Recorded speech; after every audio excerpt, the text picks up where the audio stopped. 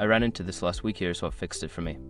If you're looking to silence those pesky notifications on Toptal, follow these simple steps.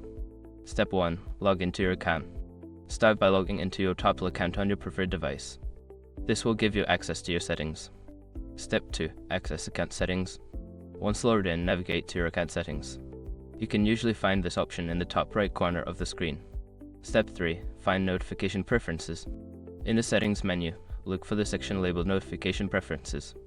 This is where you can manage all your notification settings. Step 4. Adjust notification settings. Here, you can toggle off notifications for various activities such as project updates or messages.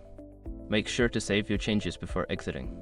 Note, if you don't see the toggle for project updates, it might be under a submenu labeled Activity Alerts. Step 5. Test your settings.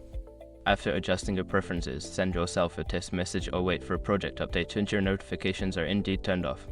I hope this helped you enjoy a quieter experience on Toptal. If you have any other questions, feel free to ask.